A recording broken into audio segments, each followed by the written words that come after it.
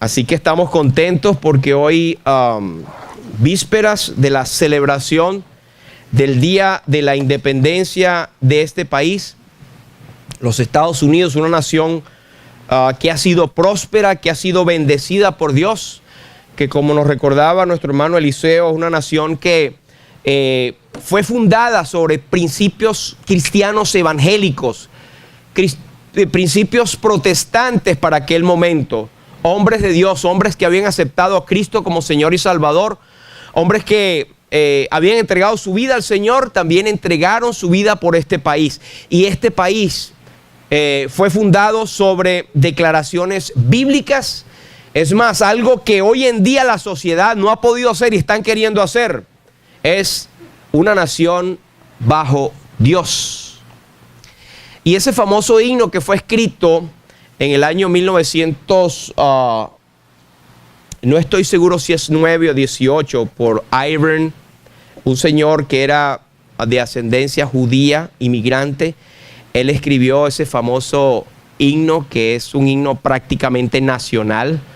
Es God Bless America. Dios bendiga América.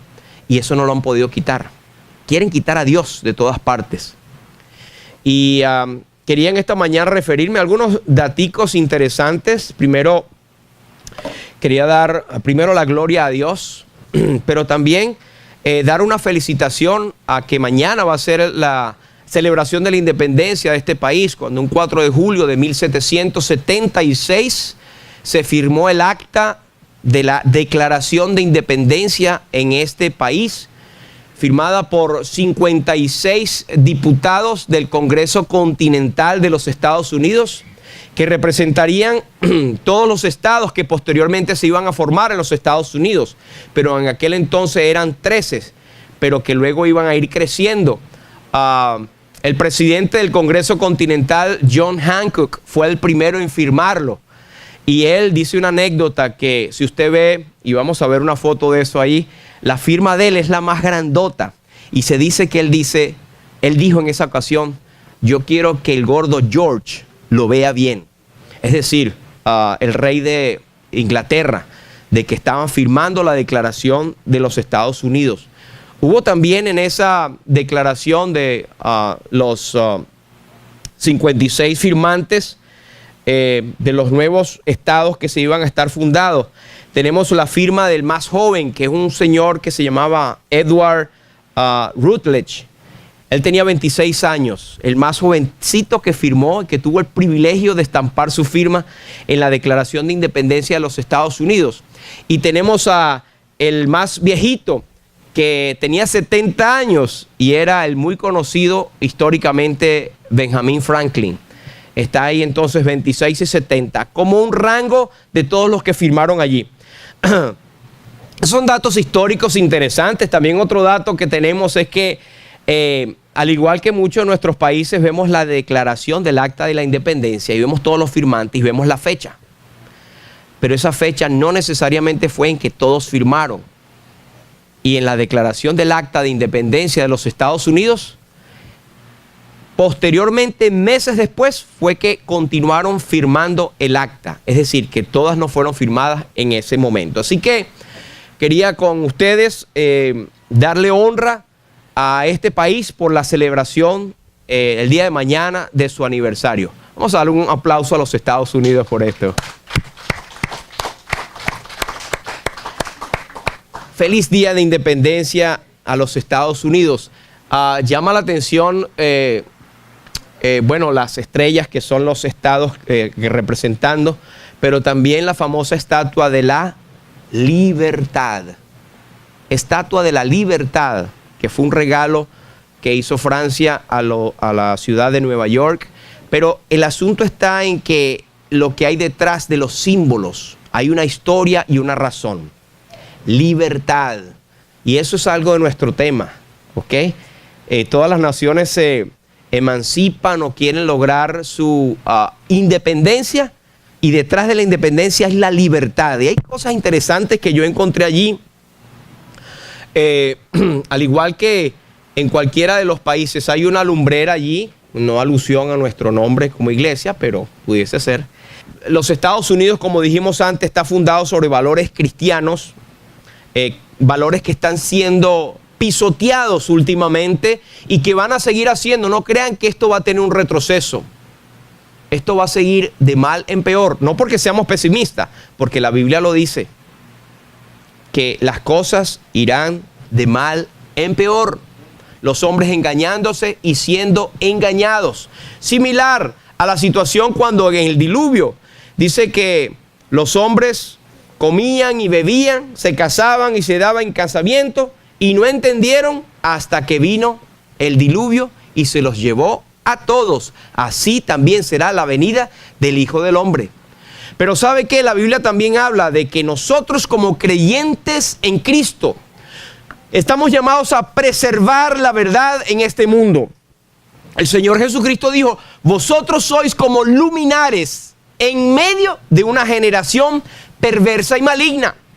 Así que no se deje usted arrastrar, no se debe mezclar con este mundo. Por eso es que hay esa dualidad muchas veces cuando un creyente prácticamente se confunde con las cosas del mundo. La palabra de Dios vive y permanece para siempre, no ha cambiado. El evangelio no ha cambiado. Los valores cristianos están allí.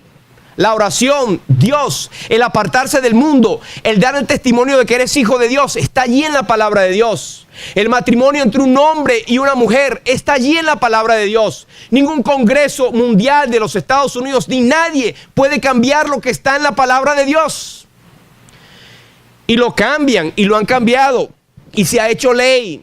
Y cuando se hace ley, usted dirá: bueno, pero tenemos que obedecer las leyes. Muy bien, pero si están en contra de lo que dice la palabra de Dios, usted va a tener que resistir. Así que todas estas cosas están viniendo. Por supuesto, yo como no estoy llamando a ningún tipo de rebelión, la Biblia dice que hay que estar sujeto a las autoridades que por Dios han sido establecidas, hasta que a ti te piden algo que va en contra de lo que Dios ha establecido en su palabra. Bien, God bless America. Dios bendiga América. En el billete que usted debe tener en su cartera, algunos tienen más, otros tienen menos, otros no tienen. Dice: In God we trust. En Dios nosotros confiamos.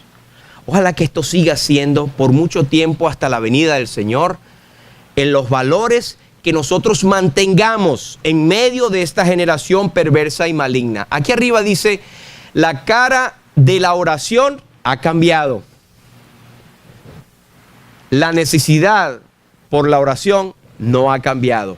Así que ponen a estos hombres de la antigüedad, en los Estados Unidos me refiero, orando a Dios. Hombres que tienen testimonio en la historia de que eran creyentes en Cristo. Hombres guerreros que tuvieron que derramar su sangre, sacrificar por la libertad de este país. Y hombres que hoy en día están también luchando y muriendo por la libertad de este país. Y muchos de ellos son creyentes en Cristo. Gloria a Dios por eso. Así que Dios bendiga a América. Este salmo muy bello dice: bienaventurado la nación cuyo Dios es Jehová. Una nación cuyo Dios es el Señor es bienaventurada.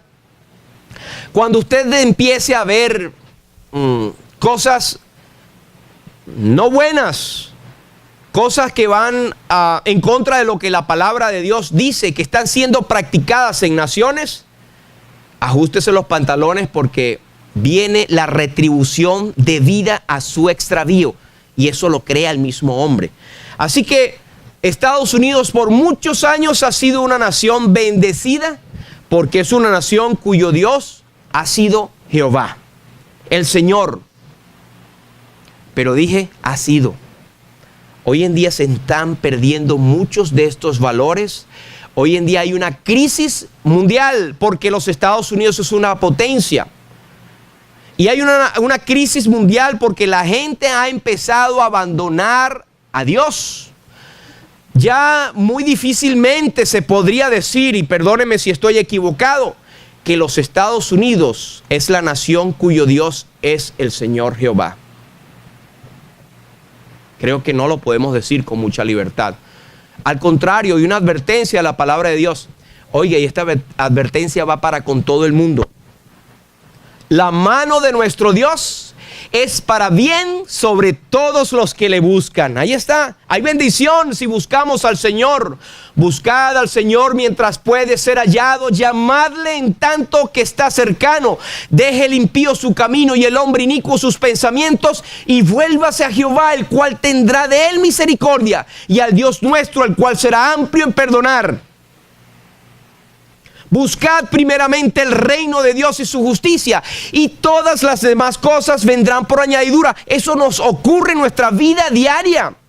Buscando al Señor tendremos su mano de bendición. Amén. Pero hay un pero. Así como el día y la noche, podemos decir que es el día, pero se compone en noche y día. El evangelio es muerte y es vida, o es vida y es muerte, es salvación y es condenación. El buscar a Dios tiene sus bendiciones, pero la mano de Dios en poder y su furor contra todos los que le abandonan. Y esta es una advertencia personal. Si tú buscas al Señor tendrás bendición, pero si tú le abandonas, su poder y su furor vendrán sobre ti. Y eso es lo que está ocurriendo sobre la nación de los Estados Unidos y sobre muchas naciones del mundo. Vemos un auge de terrorismo. Esta semana ha sido una semana crítica, fatal, mortal. Terrorismo por todos lados. Gente que se inmola pensando que van a tener un lugar en el reino de Alá por matarse, por matar a los infieles. Gente que por razones políticas, de tierra, de religión, matan y se matan a otros. Hay alerta, usted va a los aeropuertos y está full, lleno de puros agentes secretos o agentes no encubiertos que usted lo ve. Están velando por la seguridad. Porque hay intentos de muerte. La gente quiere hacerle daño a la gente. ¿Por qué? Porque le han abandonado. Esta es una copia que usted encuentra en internet. Una copia de la Declaración de los Estados Unidos, de su acta de independencia, la unánima Declaración de los Estados Unidos de América, firmada el 4 de julio de 1776. Mañana cuando usted vaya, posiblemente por lo menos a ver los fuegos artificiales, es muy bonito porque esta nación tiene en eso, tiene una tradición de respeto, de seguir en la celebración, pero vea lo que hay detrás de esta celebración. Y es más, piense un momento en lo que hay detrás de una libertad. ¿Somos libres realmente? ¿Tiene usted libertad realmente? ¿O tiene usted situaciones en las cuales usted puede decir que está esclavizado? Usted me va a decir, no, pero yo soy libre, yo camino por todos lados, yo hago lo que yo quiera. Vamos a ver. Ahí tenemos lo que yo les comenté. Esta es la firma de John Hancock, que era el presidente primero del Congreso Continental de los Estados Unidos, la firma más grande. Eso era para que notara el rey de Inglaterra que él estaba firmando allí y que estaba viendo la Declaración de los Estados Unidos, para que se diera cuenta, para testificar al mundo de la Declaración de Independencia y los 56 firmantes de la nueva nación que estaba naciendo. Hay unas razones acá, por supuesto no las podemos decir todas, pero hay unos datos interesantes de que hubo una fecha, el 4 de julio de 1776. Toda declaración de independencia, usted va a internet, la declaración de Colombia, Costa Rica, Venezuela, México, Nicaragua, todas tienen un acta de independencia. ¿Y sabe qué? Todos tienen una fecha. Y todos tienen unos firmantes. Y todos tienen un cuerpo, un texto donde exponen las razones. Pero esa acta era el final para testificar que todo su esfuerzo y la sangre derramada habrían valido la pena para tener la libertad. Así que toda independencia tiene una fecha. Y ya usted sabe por dónde yo vengo, ¿verdad? Nosotros vamos a hablar de la libertad espiritual. Cristo en la cruz del Calvario ya hizo nuestra libertad, firmó nuestra independencia y hemos cantado que Él exclamó: consumado es. Y esa palabra consumado es, en griego es tetelestai. Esa palabra tetelestai era usada en los documentos legales cuando alguien había ya cancelado totalmente una deuda y no tenía ninguna otra obligación. Y Cristo lo mencionó. Dice la Biblia en Gálatas que cuando vino el cumplimiento del tiempo, no hay evento más asegurado, evento más probado en la historia, el que Cristo haya venido a este mundo. De hecho, la historia se divide en antes y después de Cristo. Hubo un momento en que Cristo hizo la obra de la redención para libertarnos, para darnos la redención, la liberación, la emancipación. Y es una libertad aún mucho más profunda y más importante porque es eterna. Tiene que ver con el alma, no tiene que ver con la sociedad, no tiene que ver con este mundo. Es más, puede una persona ser esclava en este mundo y ser libertado eternamente por la eternidad a base de la obra de Cristo y haber aceptado su obra de la redención. Pero tiene que haber una fecha. Cristo lo hizo. Tiene que haber un momento en que tú, como si fuese, aceptaste esa declaración de independencia. Por eso mi insistencia siempre es que no puede haber alguien que diga que ha sido salvo o que ya es libertado para siempre porque es creyente de toda la vida, porque nació así, porque sus padres eran, porque yo desde chiquito voy a la iglesia. No, hay algo que tú tienes que confrontar, saber y arrepentirte aceptando el don de salvación en un momento de tu vida. ¿Cuál es tu 4 de julio? Hubo luchas, guerras para ganarla. Tú no tienes que hacer nada, ¿sabías? Para tener la declaración de independencia de tu alma, tú no tienes que hacer nada. Es algo que Cristo ya lo hizo en el Calvario. Pero sí hubo sangre derramada. Sí hubo un precio pagado. Se elaboró un acta como testimonio permanente de qué o para qué o por qué tenías que ser libertado. Hay firmantes y se establecen las razones. Algunas de estas razones en los Estados Unidos. Algunos extractos traducidos de lo que dice el acta de independencia de los Estados Unidos. Las razones por las cuales ellos se emancipaban o se independizaban.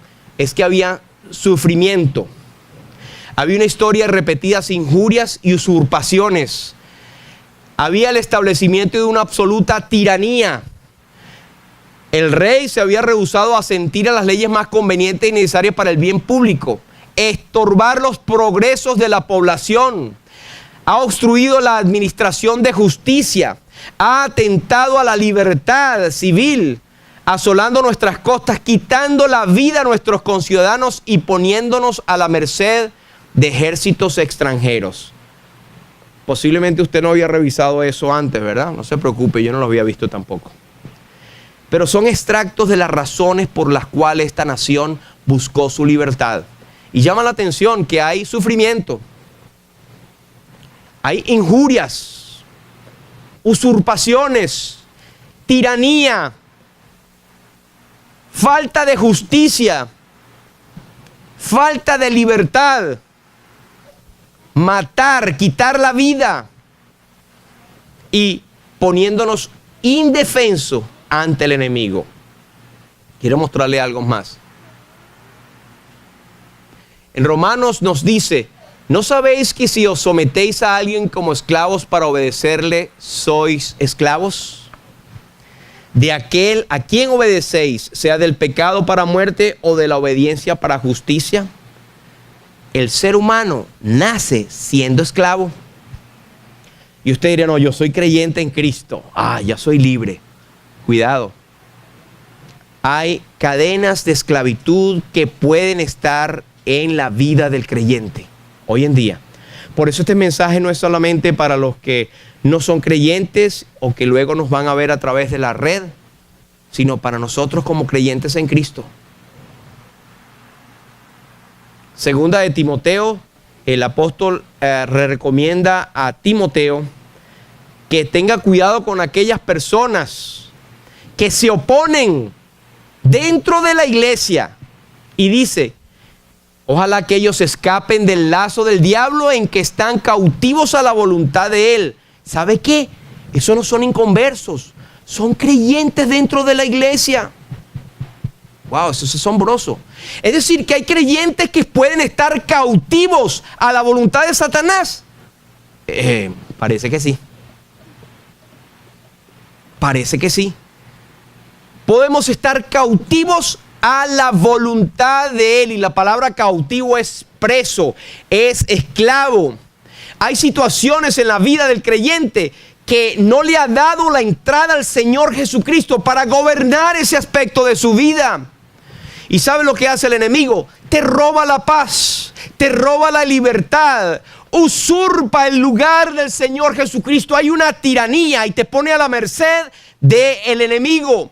¿Y sabe cuál es el enemigo? Efesios nos lo habla, que no tenemos lucha contra carne ni sangre, sino contra huestes espirituales de maldad en las regiones celestes, potestades. Los mismos demonios que están a la merced de Satanás. ¿Y sabe qué? ¿A quién se dirige eso allí? A los cristianos de Éfeso, miembros de una iglesia. También en Colosenses se les dice a los creyentes en Cristo, se les dice: hey creyentes, haced pues morir lo terrenal en vosotros. Fornicación, lascivia, impurezas, desobediencias, gritería, maledicencia, etcétera. Cosas que pueden estar en el creyente. Así que no creas que todo esto es solamente para el inconverso. Sí, el inconverso está atado totalmente al enemigo. Y la diferencia es que el enemigo, cuando tiene a un inconverso y éste no busca la libertad en Cristo, se lo lleva. Y va a estar en el infierno. Dice la Biblia que el que cree en el Hijo tiene vida eterna. Pero el que desobedece al Hijo, el que rehúsa creer en el Hijo, no verá la vida, sino que la ira de Dios está sobre él. Y el que no quiso emanciparse, su nombre no será escrito en el libro de la vida, del acta de la independencia. Y dice Apocalipsis que el que no se halló inscrito en ese libro del acta de la independencia, vamos a llamarlo así, del libro de la vida, fue lanzado al lago que arde con fuego y azufre, que es la muerte segunda. Sí, Jesucristo habló más del infierno que cualquier otra cosa. Existe. Y está allí para Satanás y sus seguidores, para aquel que no cree en Cristo como Señor y Salvador. O para aquel que dice: sí, yo soy creyente, pero su vida no refleja en absoluto una rendición al Señor Jesucristo. Su vida no muestra las obras de un convertido. Y no estamos para juzgar, pero la palabra juzga. Por su fruto los conoceréis. Entonces, Gálatas nos habla más y nos dice las obras del diablo. Las obras por las cuales él pone preso, cautivo, esclavo a la gente. Adulterio, fornicación, inmundicia, lascivia, idolatría, hechicerías, enemistades, pleitos, celos, iras, contiendas, disensiones, herejías, envidias, homicidios, borracheras, orgías y cosas semejantes a estas, acerca de las cuales os amonesto, como ya os lo dije antes, que los que practican tales cosas no heredarán el reino de Dios. Palabra solemne. Ahora, noten. Usted dirá: me acuerdo de fulanito, un creyente de Cristo que bueno, tuvo esta cuestión de enemistad, de envidia, de fornicación, de adulterio, etc. La Biblia habla de los que practican, y la práctica es una norma común de su vida. No estamos hablando de accidentes, donde el creyente tiene la doble naturaleza. Creemos en que cuando Cristo entra en la vida de una persona, hay doble naturaleza. Cristo formándose en esa persona, el Espíritu Santo morando en él. Jesús dijo: el Padre y yo vendremos y haremos morada en él. Y se nos dice que el Espíritu Santo viene a ser morada. En la Trinidad va a estar en la persona. Pero también hay un viejo hombre que está viciado conforme a los deseos carnales. Ese es el que nos arrastra, el que nos impulsa a pecar. Es que cuando usted le da alimento, él se fortalece más. Por eso es que el apóstol dice: haced morir, no le des alimento, no le des comida a lo terrenal que está en ustedes. El mismo apóstol San Pablo lo decía en Romanos 7: miserable de mí, ¿quién me librará de este cuerpo de muerte? Porque lo que no quiero hacer, eso hago. ¿Ha usted leído esta lista? ¿Puede usted decir si está viviendo en la práctica de alguna de esas? Está en esclavitud. Está en esclavitud. Romanos 1. Pues habiendo conocido a Dios, no le glorificaron como a Dios, ni le dieron gracias, sino que se envanecieron en sus razonamientos, y su necio corazón fue entenebrecido. Mire el retrato de la sociedad hoy en día. Profesando ser sabios, se hicieron necios. No, yo lo sé, no me digas nada, yo lo sé. No me vengas tú a hablar de religiones, no me vengas a hablar de la Biblia, yo sé más que tú de la Biblia. Cambiaron la gloria de Dios incorruptible en semejanza de imagen de hombre corruptible. Hoy en día vale más un presidente, una figura, un hombre, que la misma gloria de Dios. Por lo cual Dios también lo entregó a la inmundicia. Oiga, ellos querían hacer eso, Dios lo entrega. En las concupiscencias de sus corazones, de modo que deshonraron entre sí sus propios cuerpos.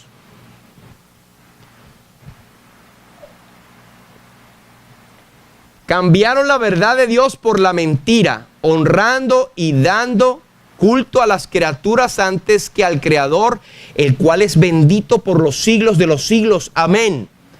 Por eso Dios los entregó a pasiones vergonzosas, pues aún sus mujeres cambiaron el uso natural por el que es en contra naturaleza. ¿Le suena eso conocido hoy en día?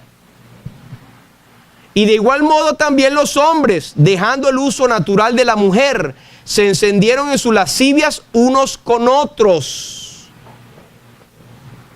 cometiendo hechos vergonzosos hombres con hombres.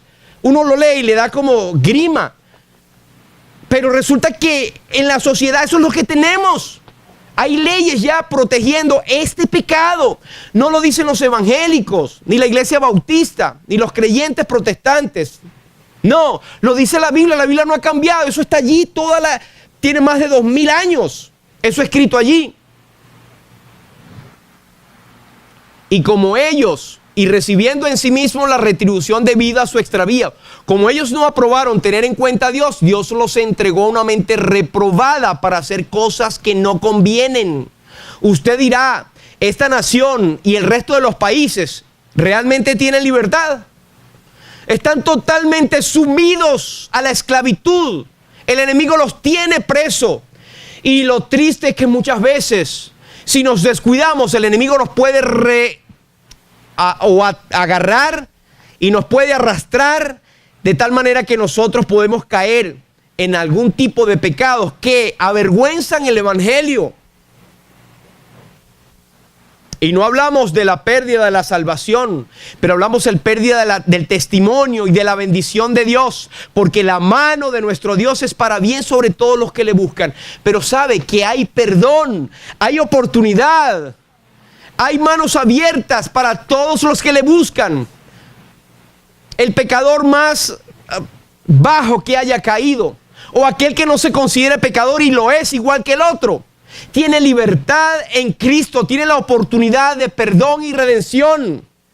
El salmista David, cuando siendo el tremendo rey que fue, tuvo episodio de homicidio, mató al esposo de una señora para él quedarse con la señora, durmió con ella y tuvo adulterio, tuvo homicidio. Sin embargo, el hombre dijo: mi pecado te declaré, oh Dios, y no encubrí mi iniquidad. Dije: confesaré mis transgresiones a Jehová, y tú perdonaste la maldad de mi pecado.